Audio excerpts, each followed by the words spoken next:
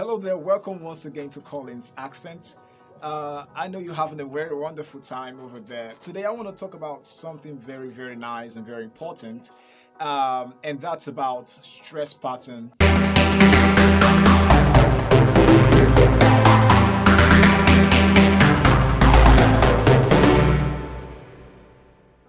Many people usually ask me, Collins, how do I pronounce these words?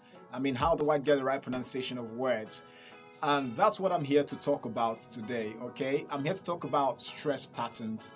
And the particular stress pattern I'm going to focus on today is words with the suffix ISM, with ISM endings. So when you have words that end with ISM, they have principles on how you stress those words. So today I'm going to be telling you how you can stress words that end with ISM.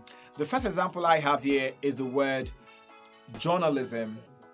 Journalism. Now, the reason why it's pronounced that way, it's not journalism or any other thing, is because the stress pattern is at the beginning, is at the first syllable.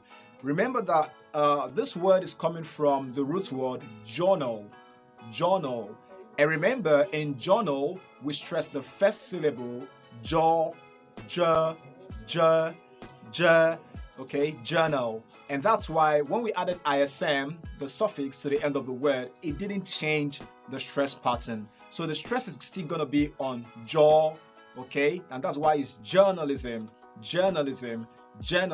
okay? Not journalism like many other people are going to say. And remember, this is about ISM words. So maybe some other time I'll be talking about more more words that have different suffixes, but today we're concentrating on ISM words. Remember that this word is coming from the word mutual, okay? And in mutual, the word is stressed at the first syllable, mutualism, okay? Mutualism. And you changing and you adding the suffix ISM to the end of the word doesn't change the stress pattern, or didn't change the position of the stress. So the stress is still going to be at the beginning. Mutualism. Another example there is vandalism, okay? It's still stressed at the beginning. Vandalism, okay? So when you listen to me, you're going to realize that I'm stressing van, that's the first syllable. Another example I have here is mysticism, okay? So you have to be very careful to know where to stress when we're talking about words that end with ISM. All right, you have to know the root word, then that will help you to know where to stress. Do you understand? Exactly. So if you understand what I'm talking about right now, please don't forget to drop your comment in the comment section. But in case you have any challenge with what I'm explaining today, you can also drop your comment in the comment section. Probably I'm going to look for a better way to explain it to you. All right, so another example I have here is the word individualism. That word was gotten from the word individual, and that's the root word, individual.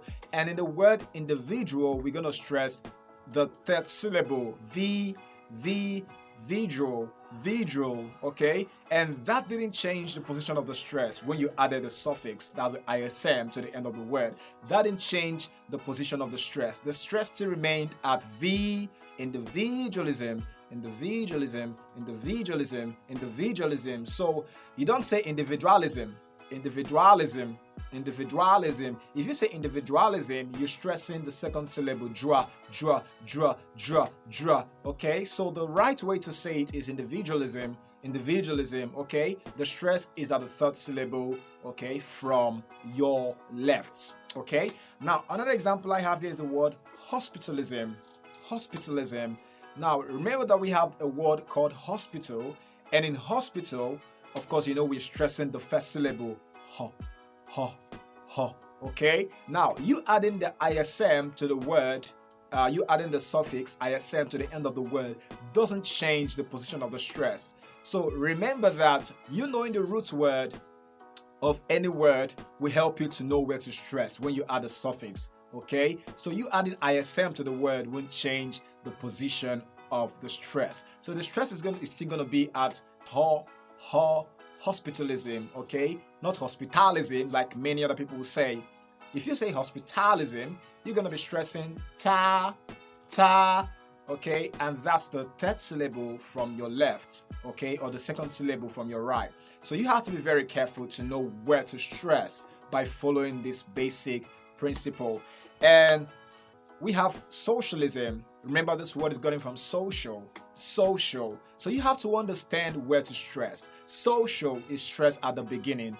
So, and that's the first syllable, right, from your left. So you adding ISM at the end of the word doesn't change the stress position, okay? So the stress is still going to be at socialism. So when you're stressing, always flatten your voice where you have, where you don't have the primary stress, or what we call the primary stress and the secondary stress. So the primary stress is at the beginning of this word, so, okay, with a primary stress mark at the top, and the others actually have, I call it unstressed, okay, they're actually unstressed syllables. So you have to be very careful when you're talking about ISM words, words having the suffix ISM endings. Now, the last word here is barbarism.